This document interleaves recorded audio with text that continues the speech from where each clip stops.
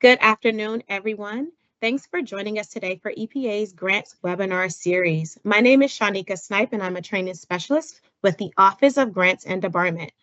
Today, we're going to have our competition process webinar. This is the first of 3 webinars for September.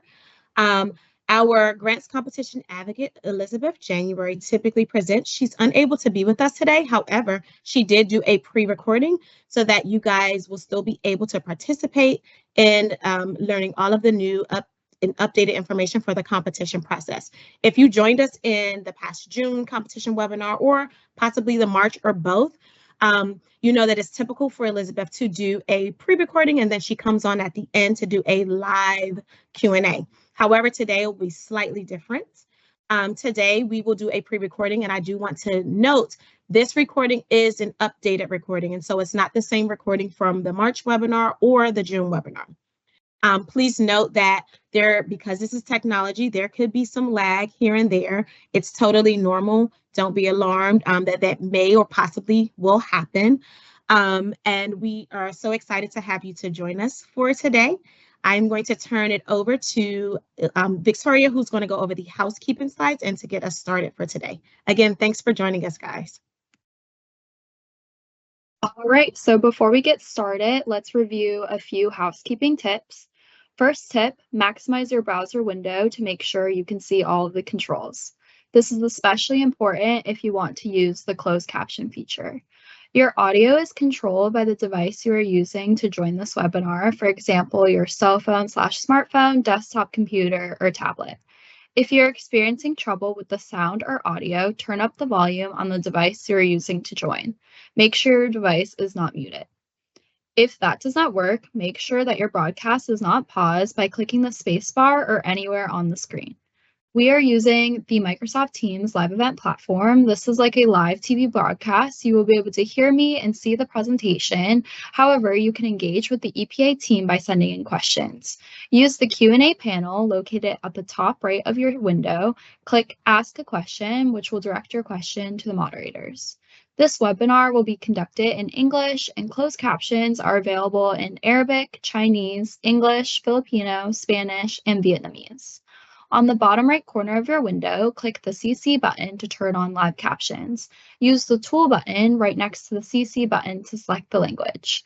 A note about these captions, these are live captions that are automatically generated in real time as the speakers are talking. They will not be 100% accurate.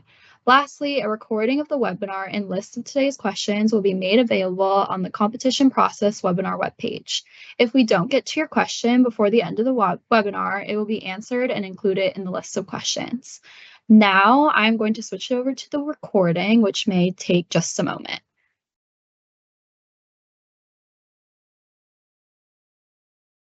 Hello, welcome to EPA's Grants webinar series. This is the competition process webinar. I'm your presenter today. My name is Elizabeth January. I'm the grants competition advocate in the Office of Grants and Debarment here at EPA.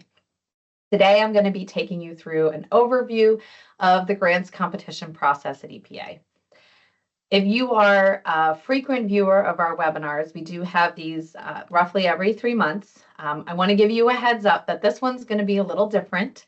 We have new regulations going into effect in October, and I'm going to be going over the new format for our notices of funding opportunities. So you won't be getting quite the same repeat performance that you might be used to, so please stay tuned.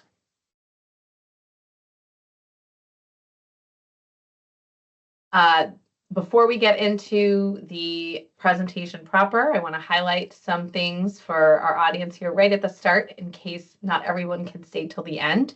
The first thing I want to highlight is the new 2 CFR 200 regulations that are going into effect October 1st of this year. There are lots of changes in these regulations, but the ones that I want to highlight for you that pertain to this particular webinar topic is that the Notice of Funding Opportunity format is going to be changing with these regulations. And this is a result of the changes to 2 CFR 200-204 and Appendix 1. You're going to see a new organization of information. The same information is going to be in there, but it's going to be reordered completely. And I actually think it's a really good change because it's going to put the information that's most important up front for you to evaluate, at the beginning, whether or not it's an opportunity you want to apply for. Also, the new format is encouraging simplification of NOFOs, and that simplification is intended to make them more accessible and make it easier for applicants to navigate them so they can have more successful applications. So really think these are great changes. I'm excited to implement them, and I'm excited to hear what applicants think about them. And we'll be going over those changes in this webinar. Also, I want to highlight the new recipient training requirement. This is no longer a new requirement, but it does apply to new recipients. So it's something to pay attention to. If you haven't applied since March 4th, 2024, you won't necessarily have been required to do this because this only applies to applicants and recipients that have submitted an application on or after that date. But even if that is the case, I would encourage you to take these trainings that are required for applicants that submit on or after March 4th. So this applies to all new applicants and recipients, and you have to have at least one staff person complete both of these trainings. So EPA grants management training for applicants and recipients, and how to develop a budget. And really, this only will benefit you, aside from the fact that it's a requirement. There's really great information about how to manage your grant and also how to actually prepare a budget, which will make you more competitive. Current recipients are encouraged to take these trainings regardless of whether you submit an application on or after October 4th. And if you want more information, we have our recipient applicant information notice. The link to it's at the bottom, and it gets into a little bit more detail. Also, I just want to do my standard reminder to sign up for the grants update listserv. We do not spam you. You won't get a whole bunch of emails that you just ignore or archive. We only send out emails when there's something new or important to notify you about, directly about grants management, or new trainings that are available, or new requirements that come out, like these, the 2 CFR 200 changes. That's something that we're sending emails out about. So it's really helpful to be signed up for this listserv. Also, if you're interested in the Infrastructure Investment and Jobs Act or Inflation Reduction Act funding opportunities, please check out these links. I will not be getting into the details about these for this presentation, but I wanted to make sure you had some resources if this is one of the things you're interested in.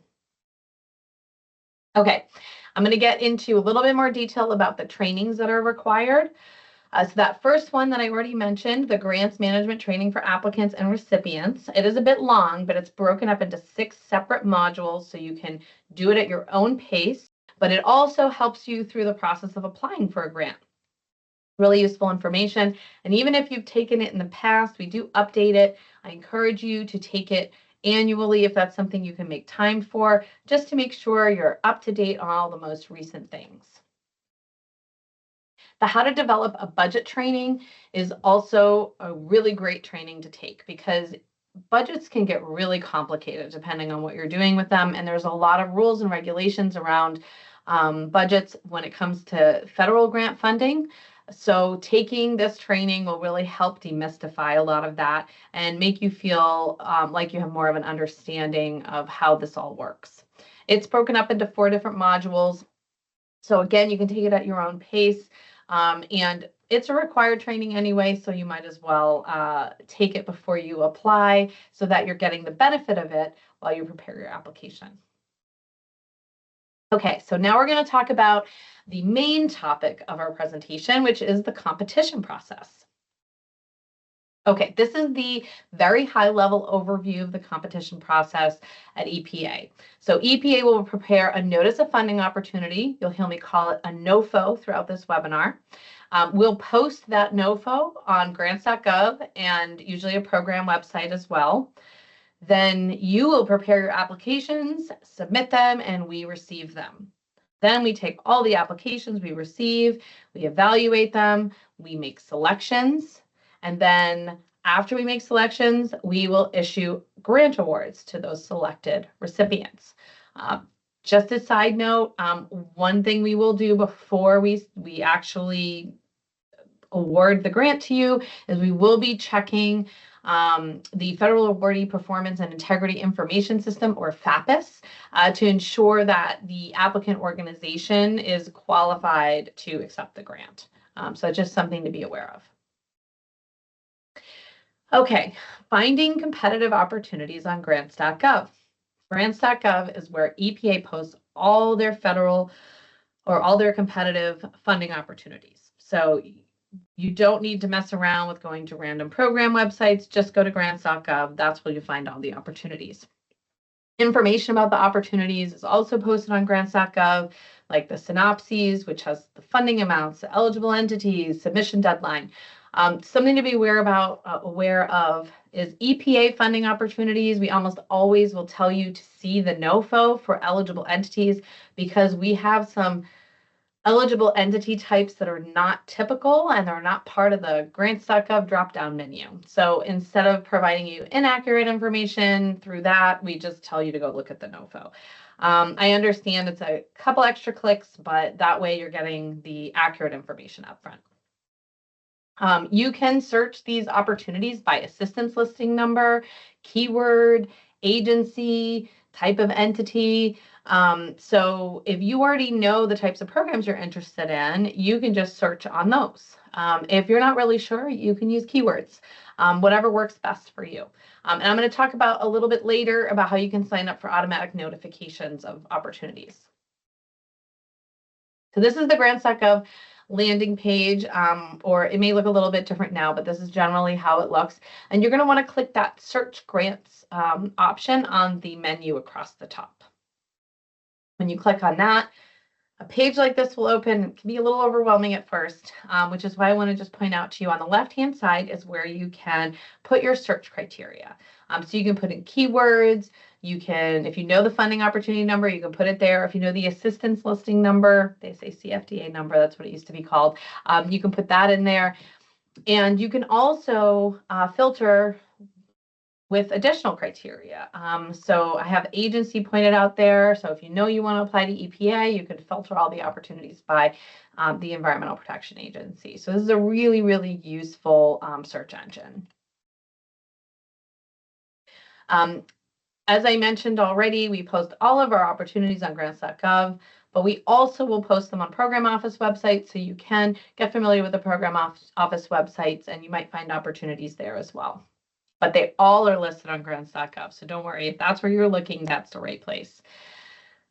You can also look on sam.gov at the assistance listings to just learn more about the discretionary grant programs at EPA. The reason this can be beneficial is if you go search grants.gov and nothing comes up that you're interested in, that doesn't mean there won't be, opportunities in the future that you'd be interested in. So the best thing to do is to peruse the assistance listings, and you can search by keyword there as well, and fund eligible entities and things like that. And once you identify an assistance listing that's interesting to you and you're like, hey, this is something I think my organization would, be able to do these kinds of activities for, then you can take that assistance listing number and you can plug it into grants.gov and look up opportunities specific to that assistance listing. So this can be a really useful way to kind of figure out what your universe of opportunities are in the future. This is what the assistance listing page on sam.gov looks like, and you can search by keyword. And then once you're looking at an assistance listing, you can see all the information that'll be available to you on that table of contents on the left. You have your overview, your authorizations, the statutory authorities, financial information like how much money that program gets every year and how much they obligate every year. Eligible applicants are in there. I think that's under applying for assistance. So there's a lot of information in here that can help you narrow your search. Here's just a quick look at some additional information for this particular one. Okay, I need to get a drink of water. Okay, sorry about that. All right, so before you apply, say you're stoked up, you see an opportunity that you're interested in, or maybe you don't. Either way, if you want to be prepared to apply, you need to make sure you're registered in sam.gov and you're registered in grants.gov. So we're going to talk about that this next section. Okay, I know this is a very overwhelming slide. There's a lot of information on it.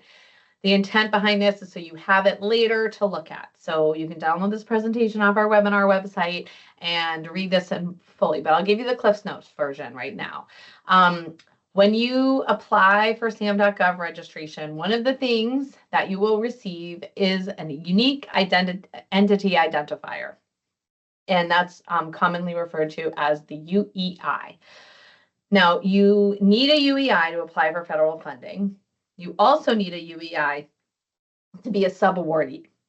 So if you're not interested in applying directly for federal assistance, but you do maybe want to be an indirect recipient, you will need a UEI. But if you want to apply directly for federal assistance, you not only need a UEI, but you need a full registration in SAM.gov. So make sure that you are doing a full registration, because there are applicants that struggle with applying and it turns out that they only got a UEI and they didn't get a full registration. One way to tell whether you're in process to get a full registration is if you are asked to identify an eBiz point of contact. That's part of the full registration process. There's also an entity registration checklist that I've linked to up on the page that can help you.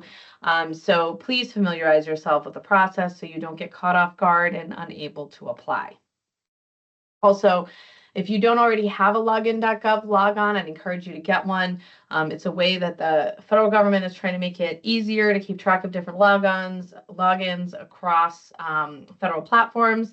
And SAM.gov is one of the platforms that uses login.gov. Grants.gov does as well. This is what the SAM.gov registration page looks like. You'll see there's the entity registration checklist there.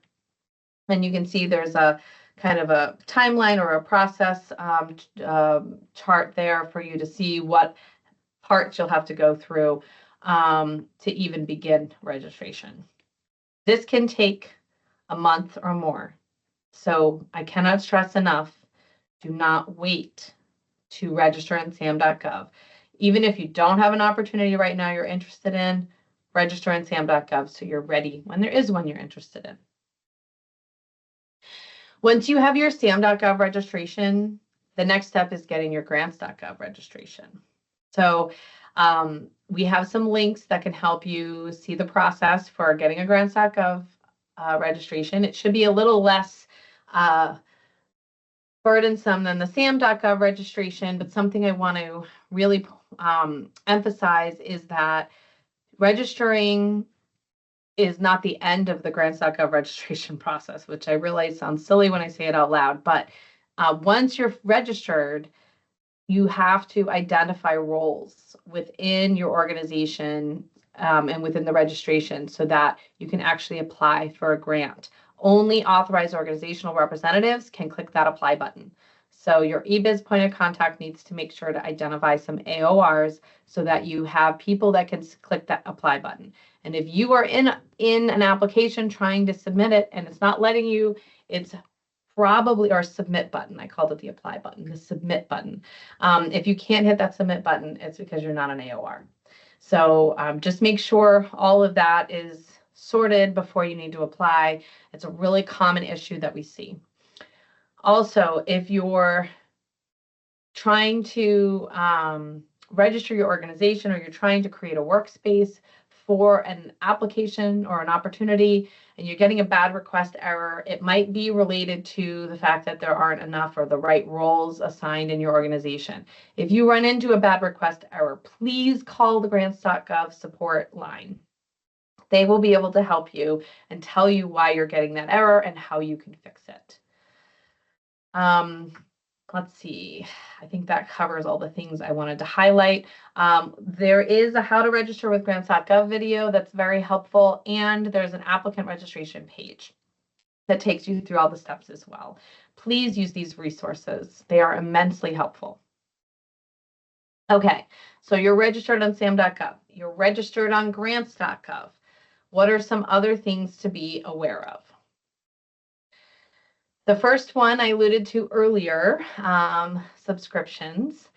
So Grants.gov has this feature that allows you to sign up and identify criteria through which you want to be notified about opportunities. So, there might be particular assistance listings, there might be keywords, there might be agencies that you want to know when they issue an opportunity, and you want to be notified about that. Well, you can sign up for that, and you can get an email that can be daily if you want it to be. It also can be weekly, it can be monthly.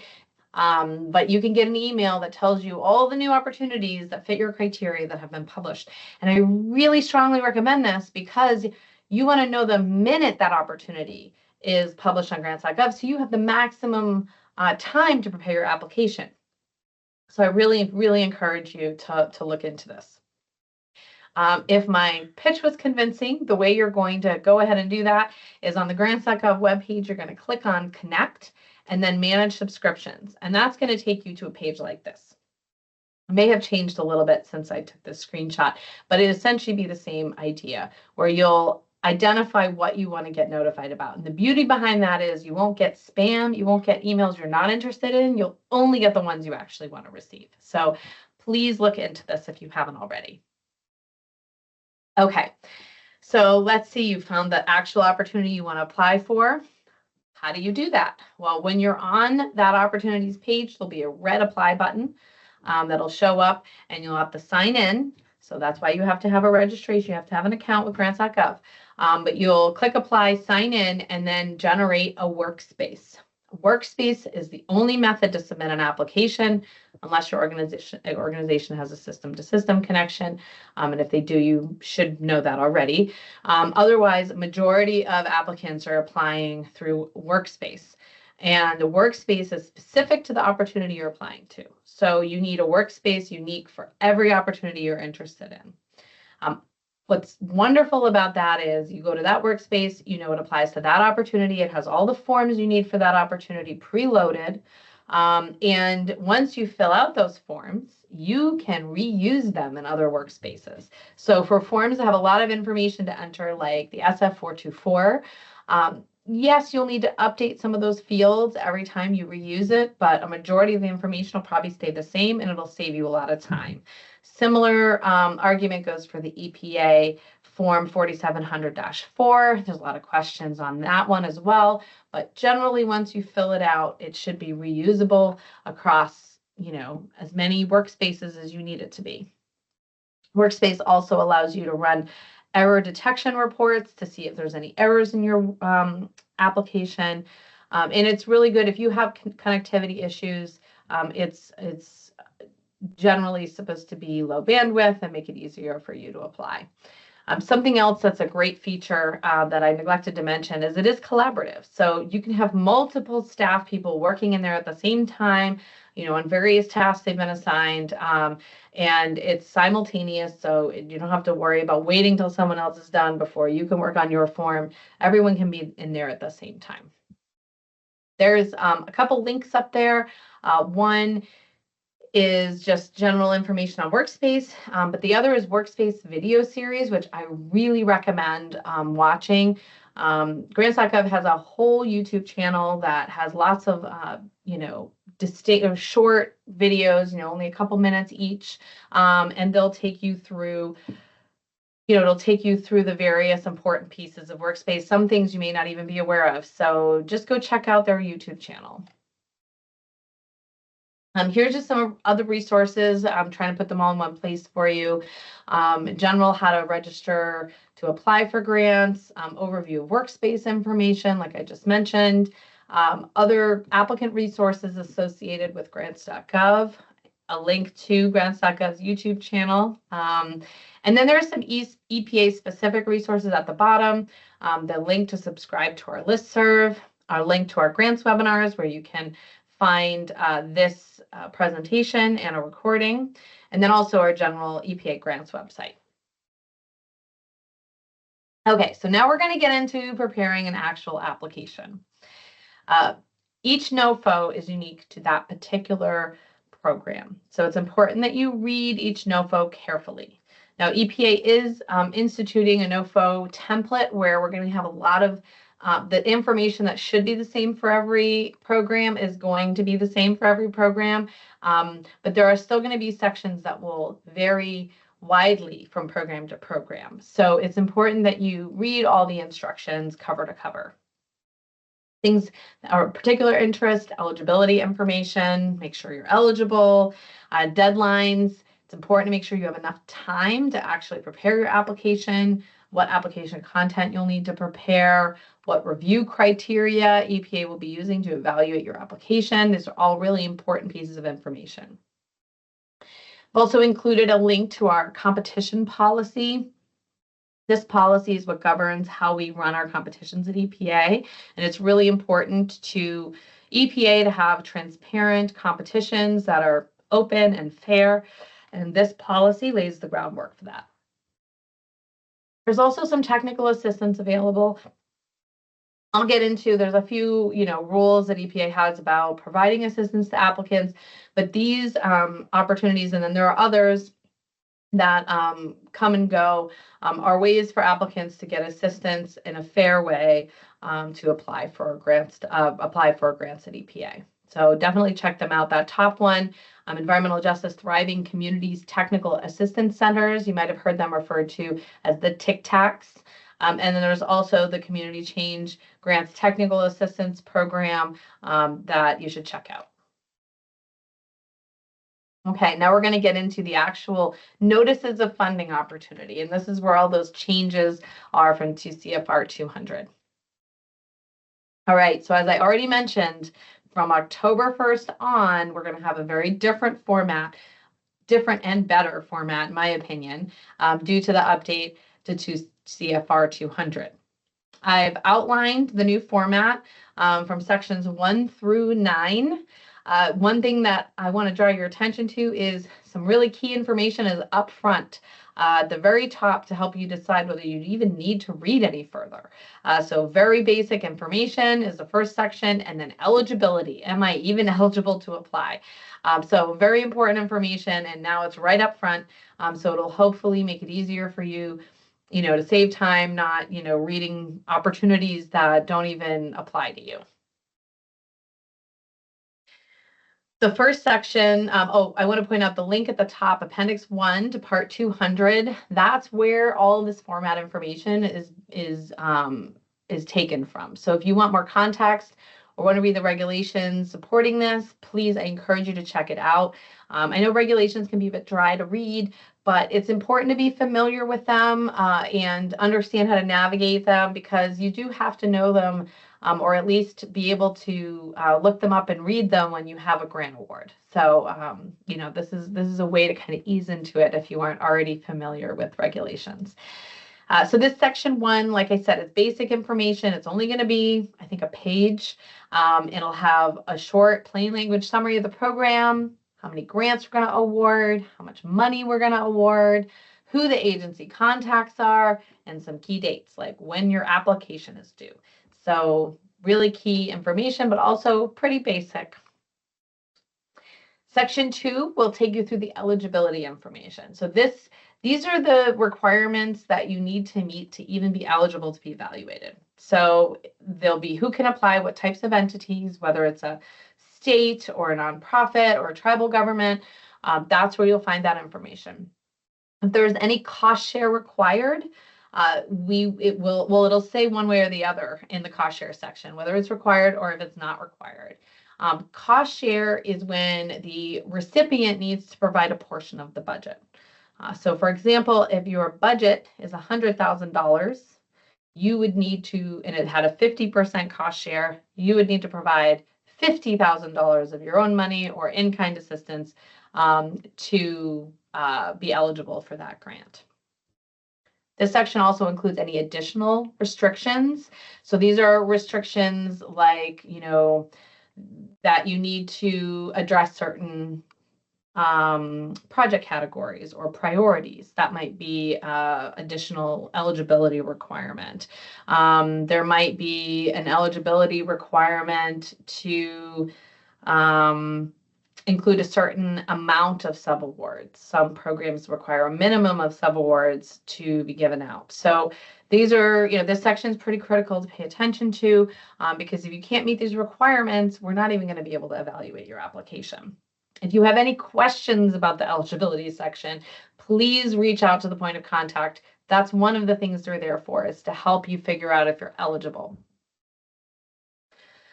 Section 3 will give you a detailed description of the program itself. So it'll include a description of the activities that are eligible for funding. It'll include the goals and objectives of the project, and also what statutory authority supports those activities, because EPA can only give grants for things that we have the statutory authority to give grants for.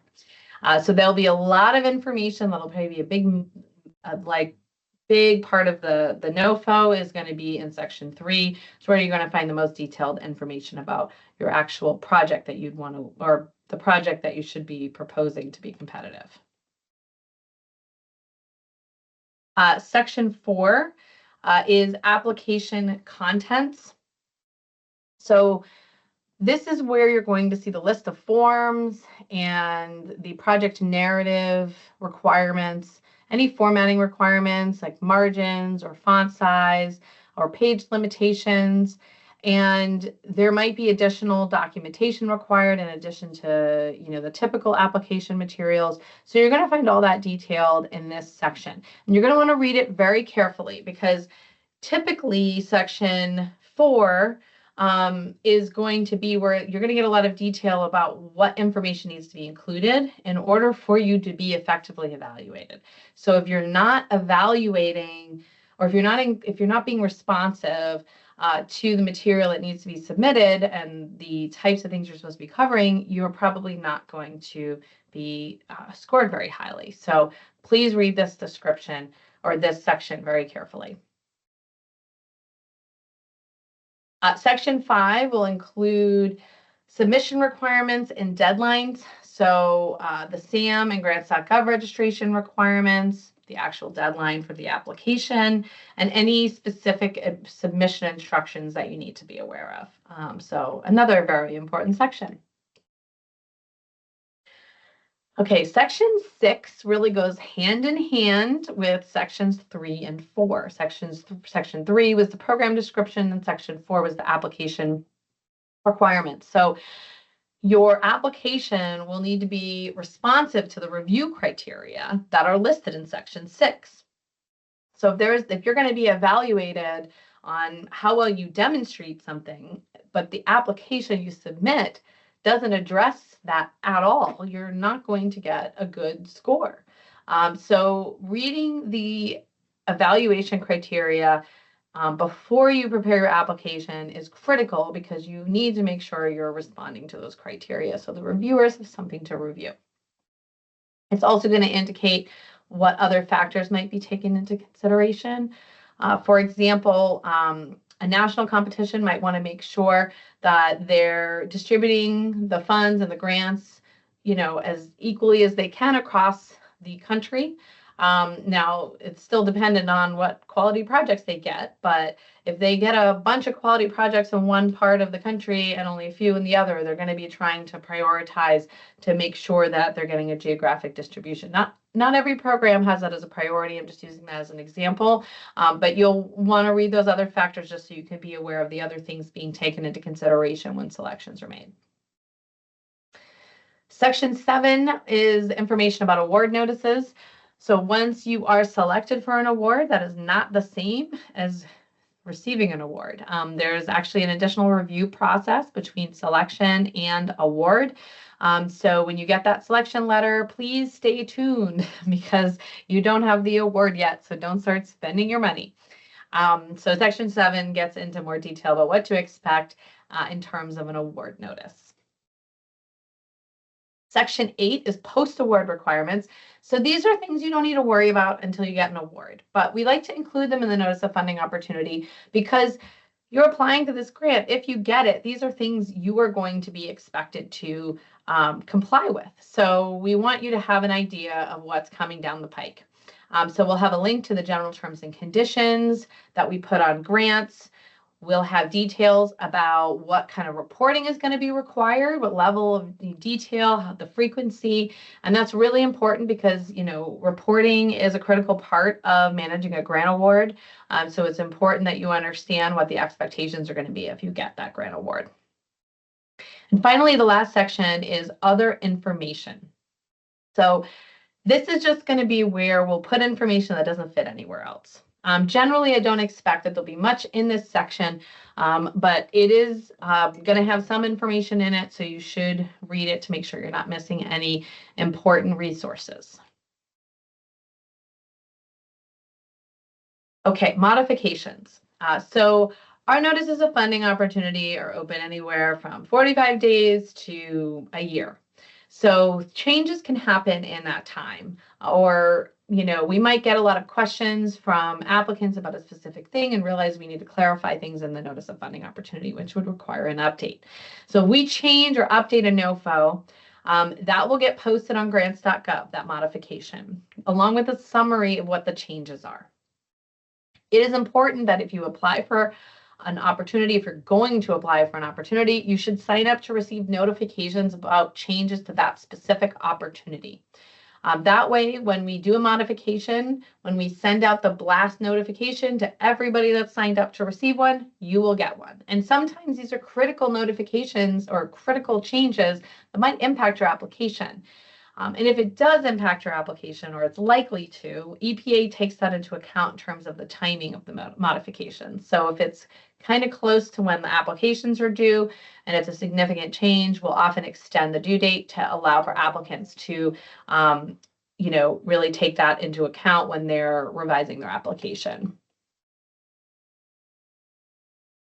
Okay, so communicating with applicants. This is a really important piece because we do have a point of contact listed in the NOFO, and we do get a lot of applicants reaching out for with questions. So I want to go over some of the basic do's and don'ts so you can be prepared and know the expectations in terms of communication.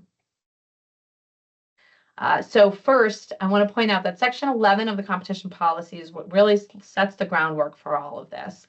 And it sets the limitations on what can be discussed and when. And all of this is being done in context of keeping our competitions fair, open, and transparent.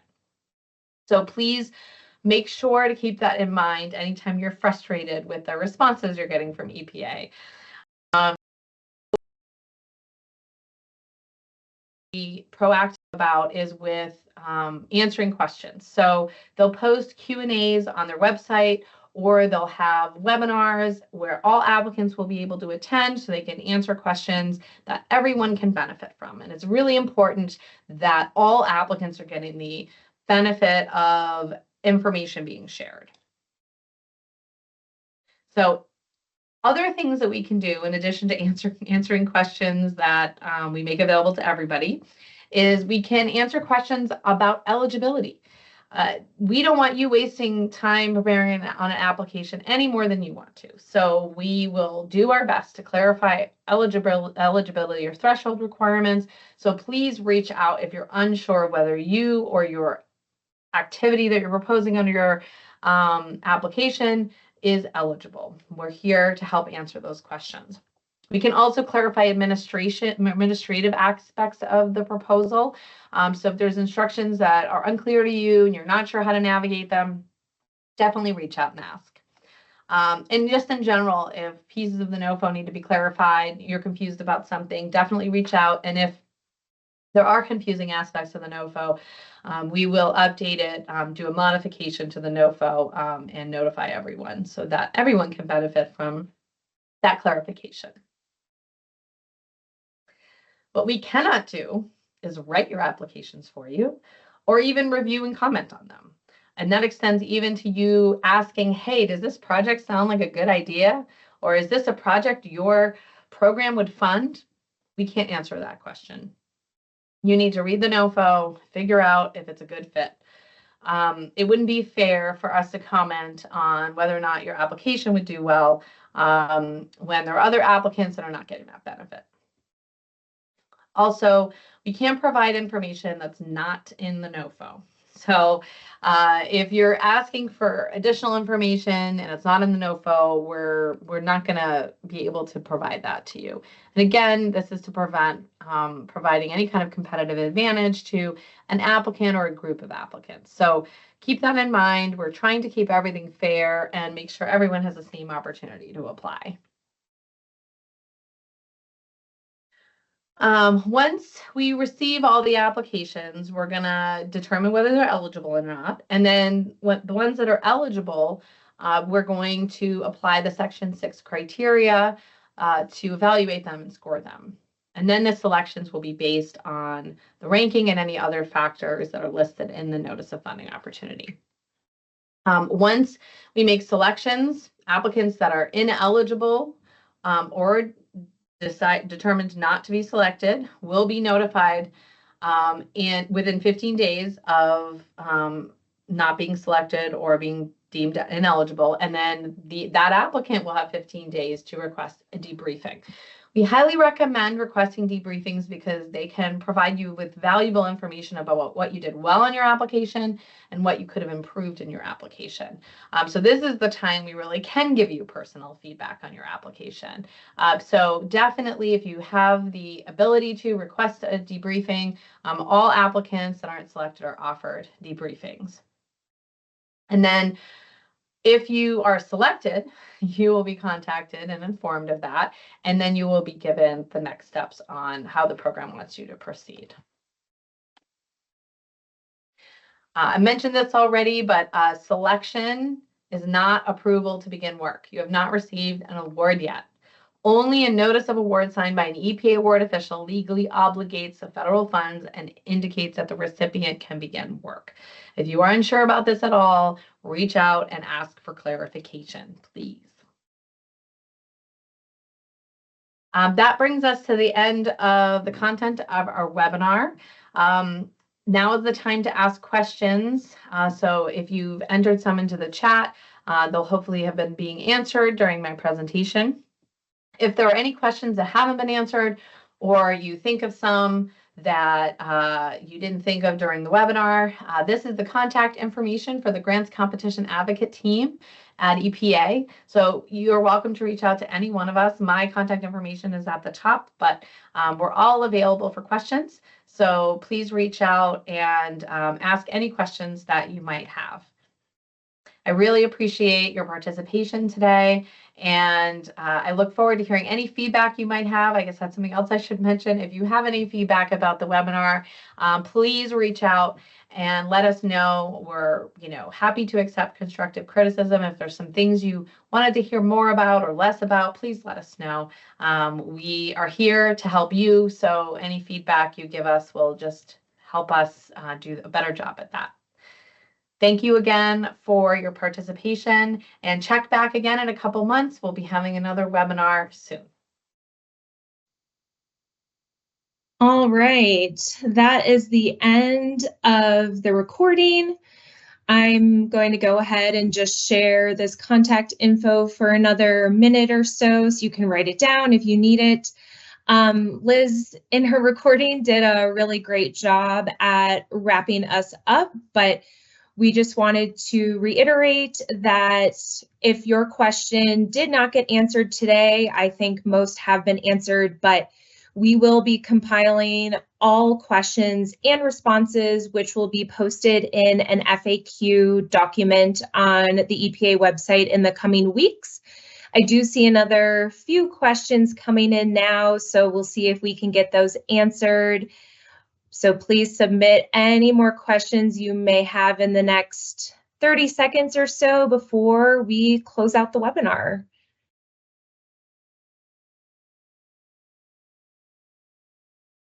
All right, with that, I'm going to wrap it up. Thank you all today for your attention. And like Liz said, please also feel free to reach out to any of the folks on screen if you have any follow-up questions or feedback for the webinar. Thank you.